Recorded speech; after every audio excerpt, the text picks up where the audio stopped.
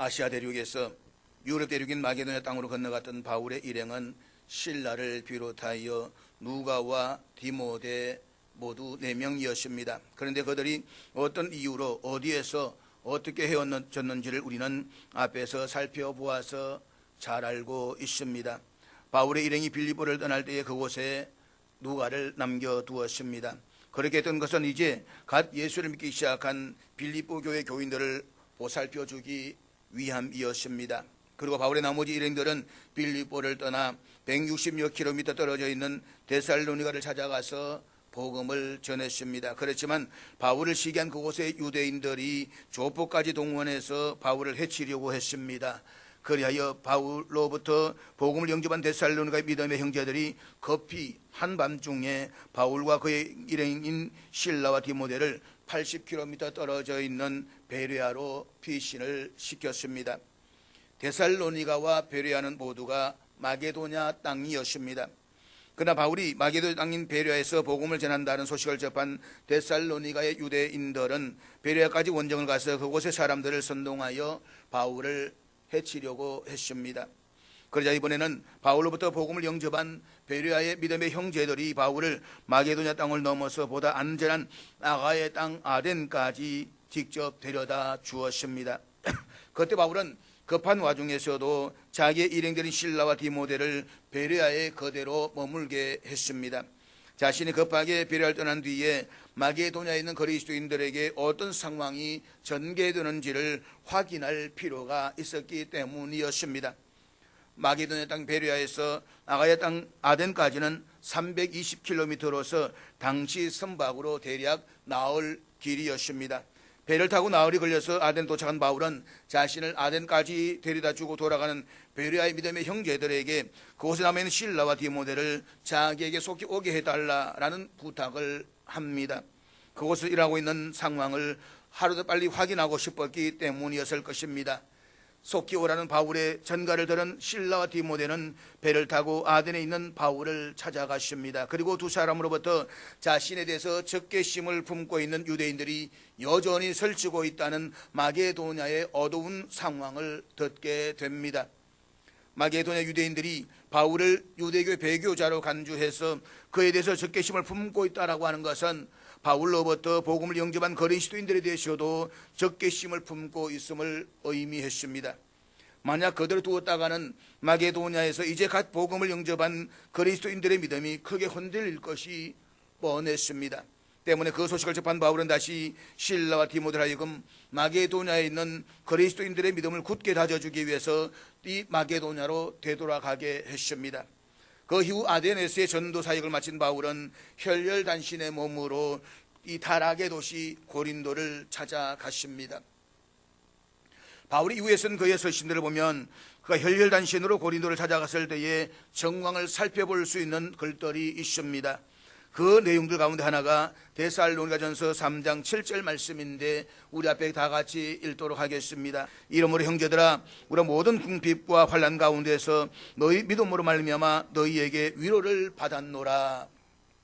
오늘 본문에 보면 당시 고린도에서의 바울의 삶은 매우 궁핍했다라고 했습니다. 그런데 그가 당한 궁핍은 단순한 어려움이 아니라 허리띠를 꽉 졸라매야 할 정도로 고통스러운 경제적 결핍을 의미합니다.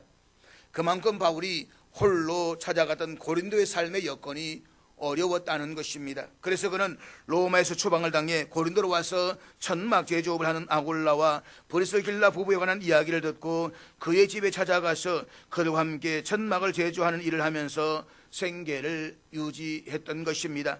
그런 점에서 본다면 고린도에서 아굴라 부부를 만난 것은 참으로 감사한 일이었습니다.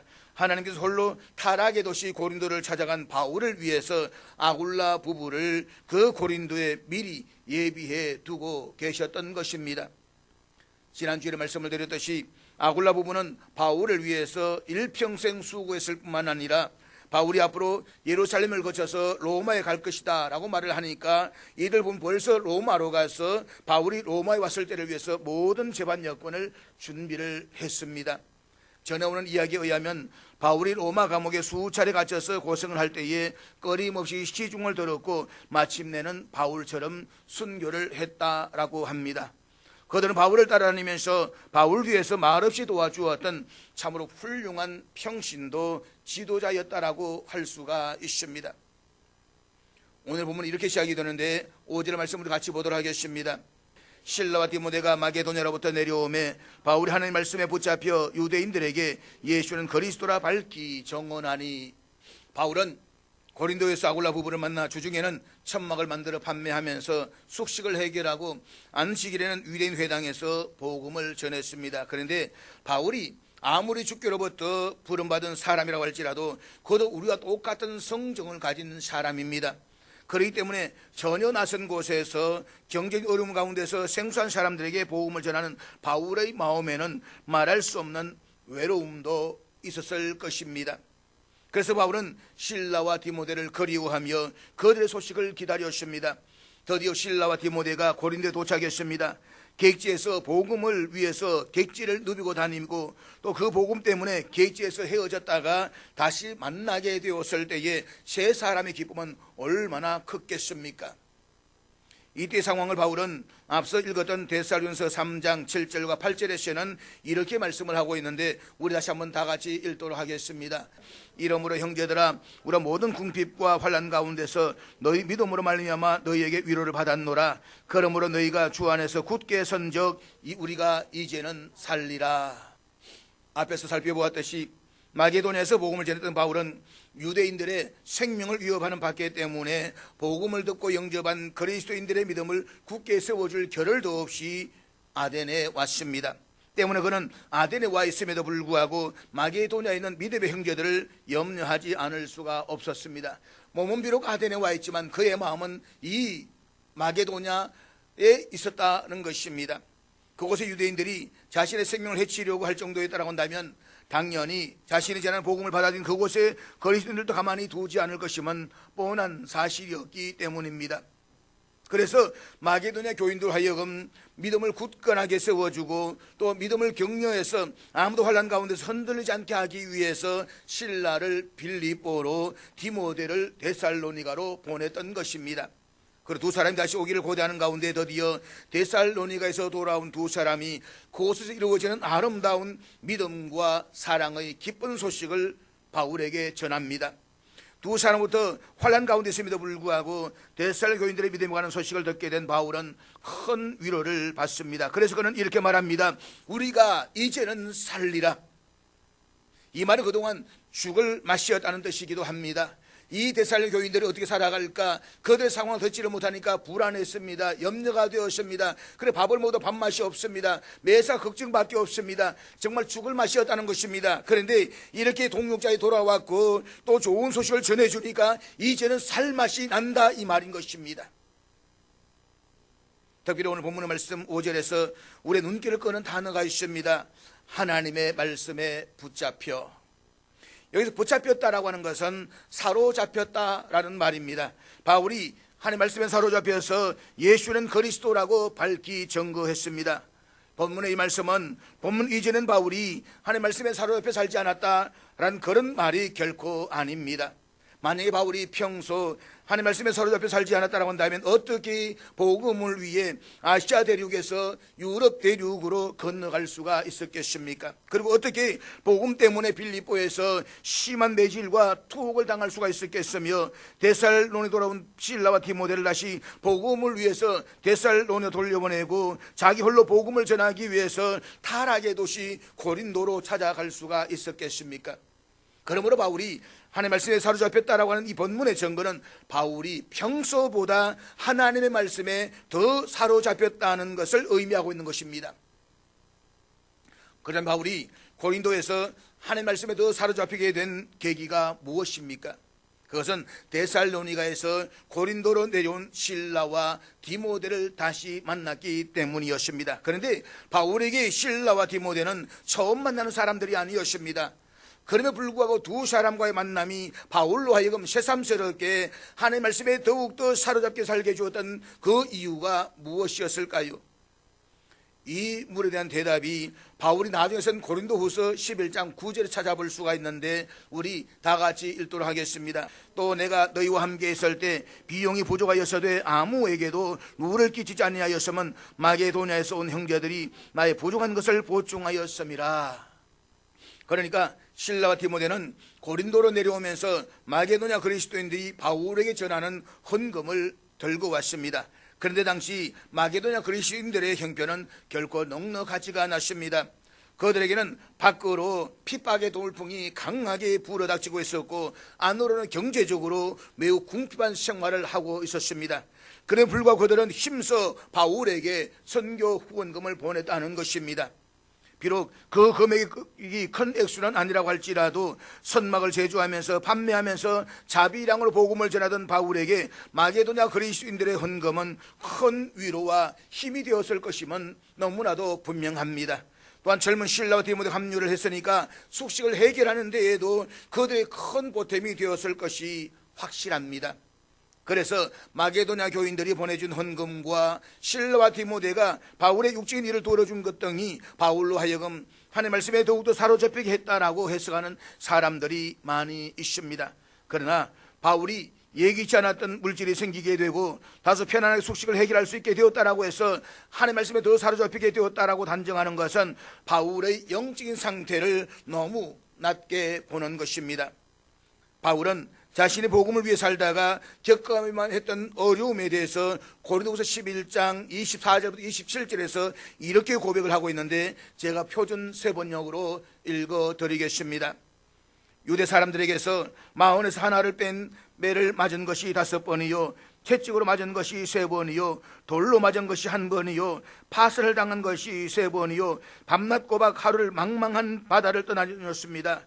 자주 여행하는 동안에는 강물의 위험과 강도의 위험과 동족의 위험과 이방 사람의 위험과 도시의 위험과 광야의 위험과 바다의 위험과 거짓 형제 위험을 당하였습니다. 수고와 고역에 시달리고 여러 번 밤을 지새우고 줄이고 목마르고 여러 번 굶고 추위에 떨고 헐벗었습니다. 사랑하는 여러분, 전시가 아닌 평시에 그것도 도망자가 아닌 정상인치고 이런 파란만장한 삶을 사는 사람이 흔하겠습니까? 아니 있기나 있겠습니까? 그렇다면 바울이 왜 이런 삶을 살았겠습니까? 오직 하나님의 말씀을 위함이었습니다. 바울은 이어지는 말씀에서 자신의 겉으로 험한 고난을 당했음에도 불구하고 모든 교회를 염려하는 염려가 날마다 내 마음을 누르고 있다라고 했습니다. 바울은 어떤 상황 속에 있어도 하나님의 말씀을 위해 살아가는 복음의 정인이었습니다. 따라서 바울이 단지 경제적으로 육체적으로 다소 여유로워지고 편안해졌다라고 해서 하나님의 말씀에 더 사로잡히게 되었다라고 말하는 것은 바울을 복음의 정인이 아니라 세속적인 인간으로 취급하는 것과도 같은 것입니다. 그리고 그런 생각은 우리의 경험에 비추어 보았을 때의 신앙생활의 이치에도 맞지 않습니다. 솔직히 어떻습니까? 물질적으로 육체적으로 더 편안해서 하나님의 말씀과 더 가까워졌습니까? 아니면 더 멀어졌습니까? 거의 더 멀어지기 마련인 것입니다.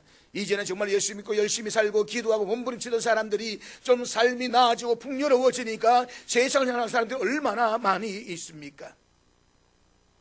그렇다면 고린도에서 실라와 디모데를 다시 만난 바울이 더더욱 하나님의 말씀에 사로잡혀 살게 된 이유가 무엇이겠습니까?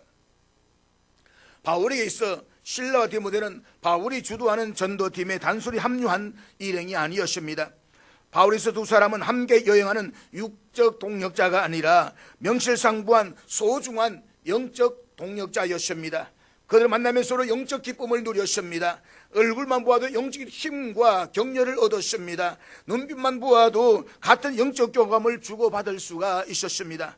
바울과 실라, 디모데 이들 세 사람의 관계가 그와 같은 영적 동역자의 관계였기에 홀로 고린도를 찾아가서 아굴라 부부와 함께 복음을 전하던 바울이 마게도냐에서 고린도로 내려온 두 사람을 다시 만나게 되었을 때에 새로운 영적을 힘을 얻으면서 하나님의 말씀에 더욱더 사로잡히게 되었다라고 하는 것입니다.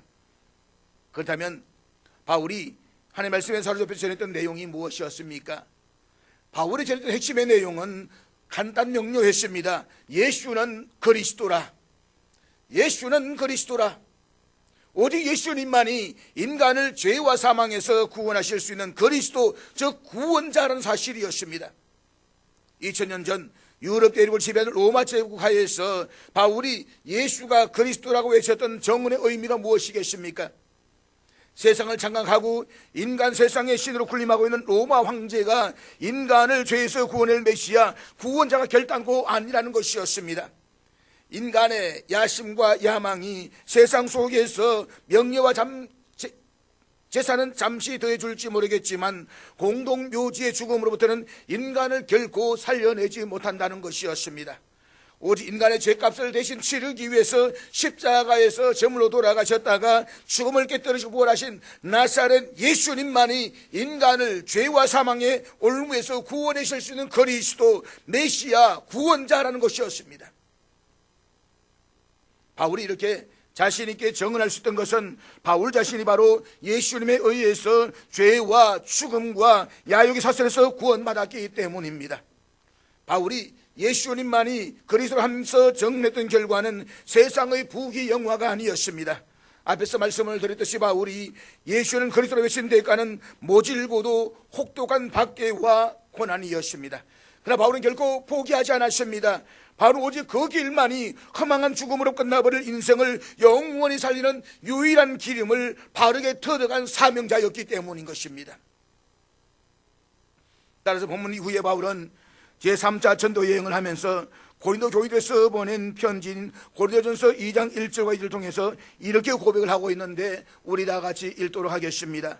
형제들아, 내가 너희에게 나아가 하나님의 정거를 전할 때에 말과 지혜의 아름다운 것으로 아니하였나니 내가 너희 중에서 예수 그리스도와 그가 십자가에 못 박히신 것 외에는 아무것도 알지 아니하기로 작정하였음이라. 위대한 스승 가말리엘의 제자였던 바울은 누구보다도 학식이 뛰어난 사람이었습니다. 그러나 바울은 고린도에서 복음을 전할 때에 인간의 지식이나 미사어구를 동원하려고 하지 않았습니다.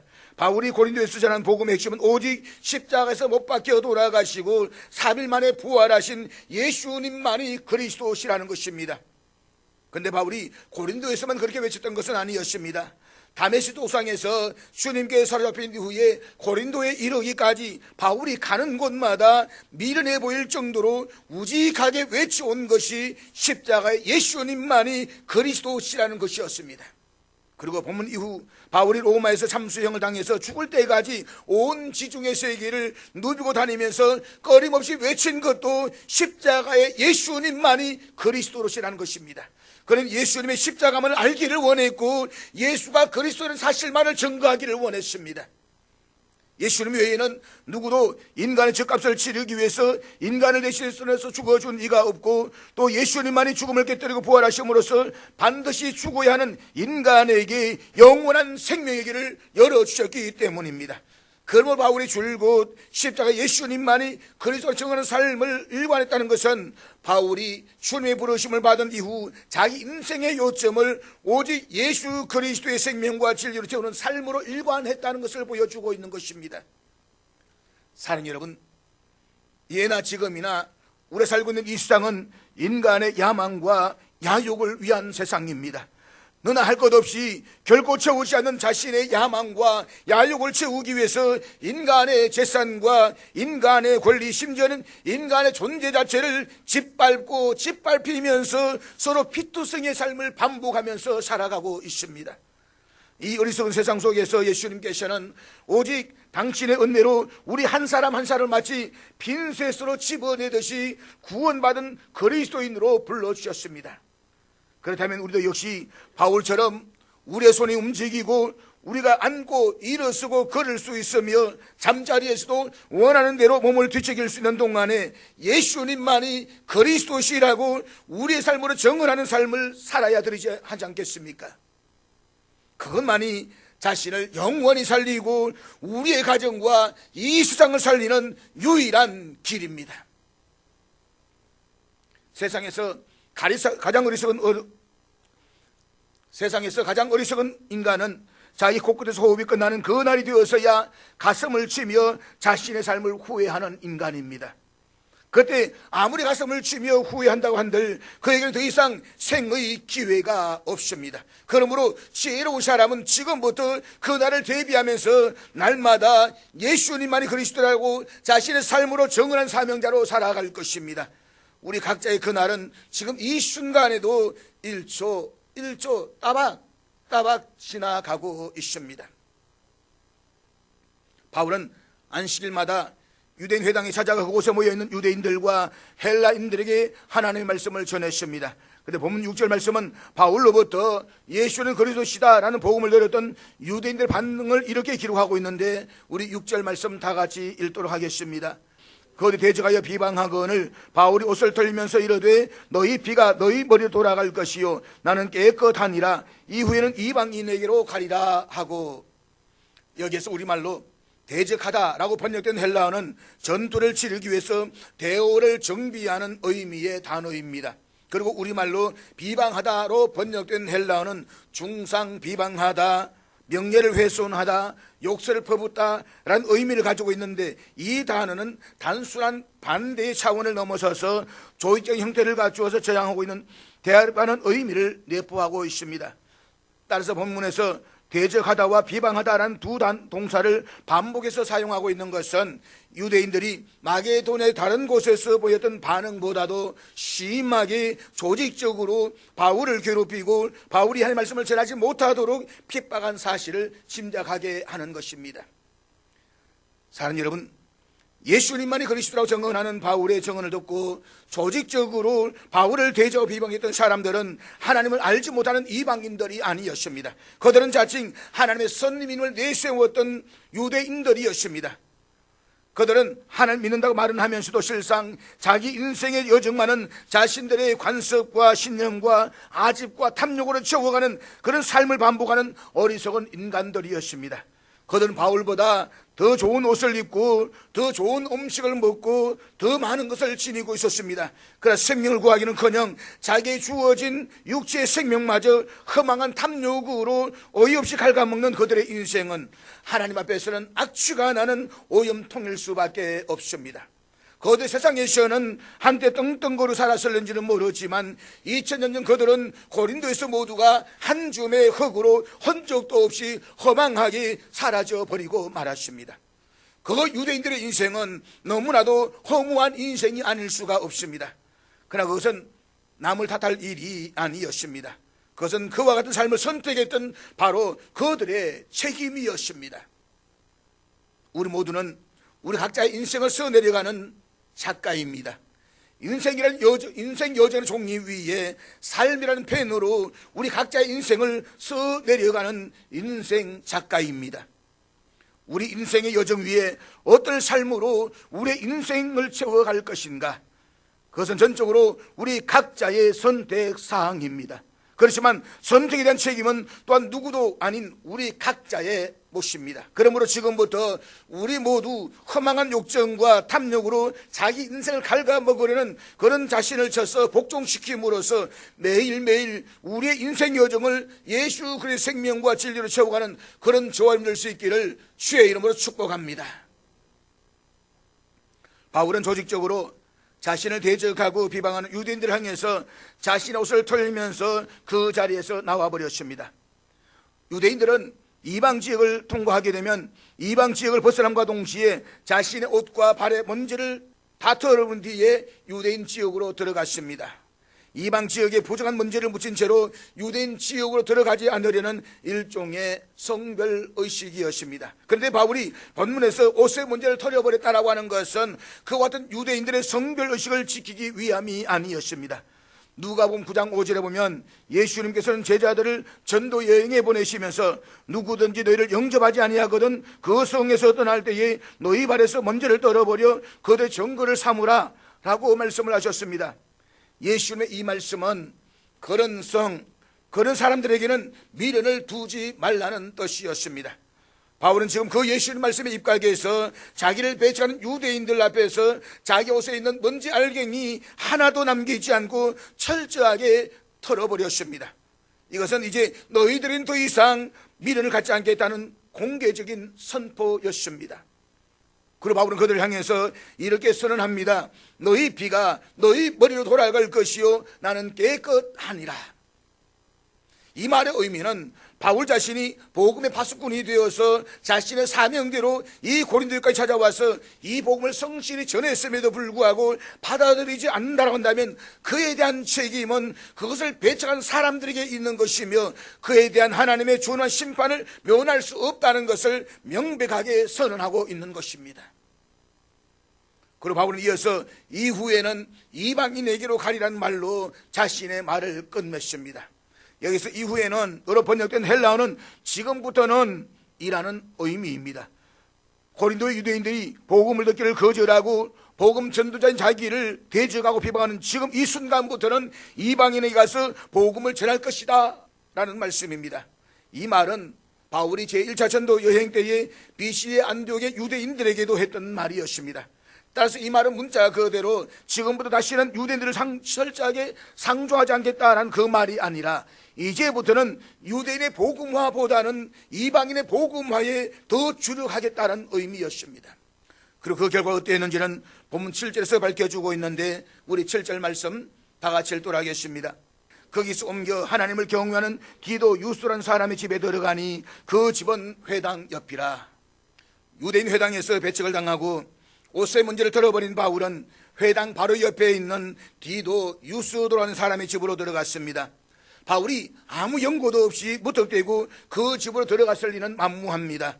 바울이 회당 옆에 있는 집으로 들어간 것은 그 집주인인 디도 유스도가 회당에서 조직적으로 배척을 당하는 바울을 자기 집으로 맞아들였기 때문이었습니다.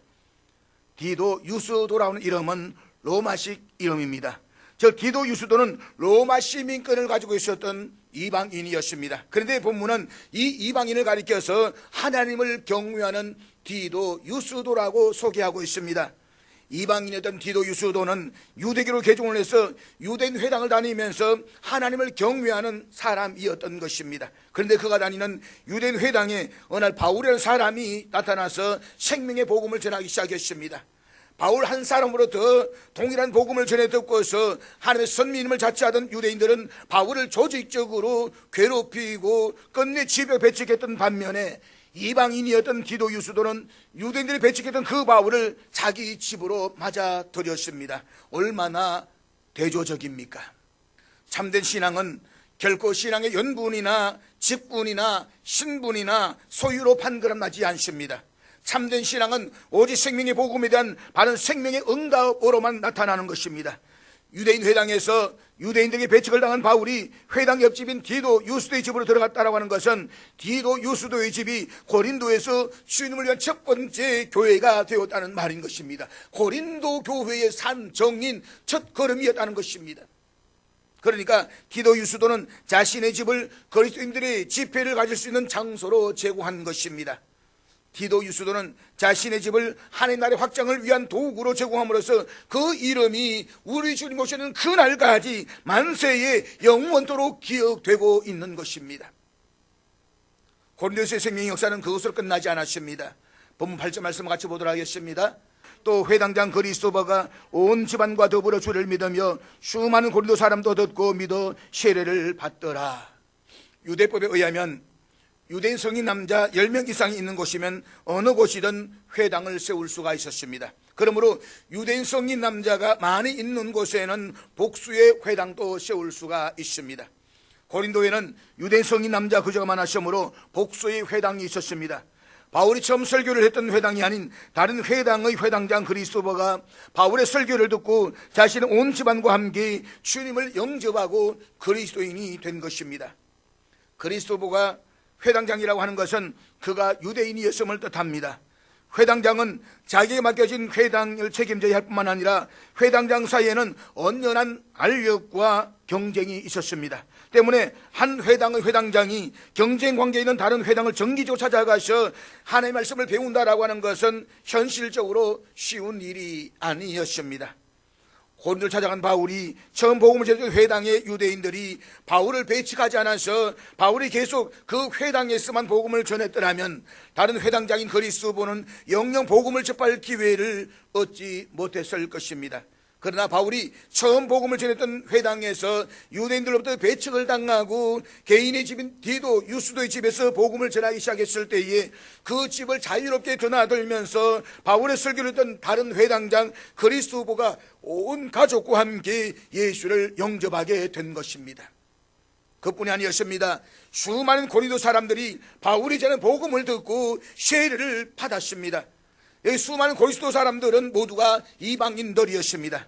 본문에서 믿음여와 받았다는 동사는 모두가 미완료형으로 되어져 있습니다. 이것은 바울로 또 복음을 들었던 고린도 이방인들이 주를 믿어서 세례를 받은 것이 단 일회적인 사건이 아니라 그 이후로도 계속 이어졌다는 것을 의미하고 있는 것입니다. 당시 고린도가 로마 제국 내에서 성적으로 가장 타락한 도시였음을 감안한다고 한다면 이것은 참으로 놀라운 생명의 역사가 아닐 수가 없는 것입니다. 그 생명의 역사는 바울이 하나님의 말씀에 붙잡혀서 복음을 전했기 때문에 가능했던 일이었습니다. 바울이 혈혈단신으로 고린도에 와서 유대인 회당에서 하나님의 말씀을 전했을 때 유대인들은 처음부터 조직적으로 바울을 대적하고 비방했습니다. 그와 같은 상황에서 거대한 타락의 도시 고린도에서 그것도 자신을 조직적으로 대적하는 유대인들을 상대로 하나님의 말씀을 전한다라고 하는 것은 바울에게는 무척 힘든 일이었을 것입니다. 그렇지만 마게도냐에서 실라와 디모데가 고린도로 내려와서 바울과 합류하는 순간 바울은 두 사람들에서 영적인 힘을 얻었습니다. 그리고 더욱더 하나님의 말씀에 붙잡히게 된 바울은 더욱 담대하게 예수 그리스도를 증거했습니다. 그 결과 디도, 유스도와 회당장 그리스도보와 그의 온 가족을 비롯해서 고린도의 수많은 사람들이 복음을 영접하고 그리스도인이 되었습니다. 그렇기 때문에 사랑하는 여러분, 우리는 다른 사람들에게 어떤 사람으로 지금 살아가고 있습니까? 누군가에게 영적 장애물이 되고 누군가를 영적으로 퇴보시키는 사람으로 살아가고 있지는 않습니까? 다른 사람에게 육체적 위해를 가하는 사람이 세상 법정의 심판을 받는다면 다른 사람에게 영적 위해를 가하는 사람은 하나님의 준엄한 심판을 피하지 못할 것입니다. 혹여 주위 사람들과 더불어서 잘 살고는 있지만 단지 육적 동역자로 살아가고 있지는 않습니까? 그렇다면 아무리 열심을 다해서 동역한다라고 할지라도 동역자의 대상과 함께 그 인생은 공동묘지에서 한 줌의 흙으로 허망하게 끝나버리고 말 것입니다. 우리가 참된 그리스도인이라면 우리를 만나는 사람들이 우리를 위해서 영적인 힘과 격려를 얻을 수가 있어야 하지 않겠습니까? 우리를 만나는 사람들이 우리에게서 하나님의 말씀을 눈으로 볼 수가 있어야 하지 않겠습니까? 우리를 만나는 사람들이 우리의 만남을 통해서 더욱더 하나님의 말씀에 사로잡혀 사는 삶을 살아야 되지 않겠습니까? 그와 같은 사람이 되기를 원한다면 우리도 역시 실라와 디모데처럼 말씀의 사람으로 살아드려야만 합니다. 입으로만 하나님의 말씀을 전하는 것이 아니라 우리의 눈으로, 얼굴로, 발로, 손으로, 삶으로 하나님의 말씀을 보여줄 수가 있어야만 합니다. 인생이 따뜻한 봄날뿐만 아니라 삭풍이 몰아치는 인생의 한겨울에도, 건강할 때뿐만 아니라 병들었을 때에도, 기쁜 날뿐만 아니라 슬픈 날에도 우리의 일거수일투족으로 세상을 향해서 하나님의 말씀을 보여주는 삶을 살아야 드려야 되지 않겠습니까? 그때 우리 자신은 비록 위대한 사도 바울이 되지 못할지라도 우리를 만나는 누군가가 우리로 인해서 사도 바울과 같은 사람이 될 것입니다. 언젠가 하나님 앞에 서야 할 그리스도인들에게 그보다 더 아름답고 빛나는 삶이 어디에 있겠습니까? 우리 모두 서로에게 힘과 용기를 북돋아주고 그래서 하나님의 말씀에 붙잡혀 더욱더 힘있게 전도의 삶을 감당하는 저와 힘들 수 있기를 주의 이름으로 축복합니다.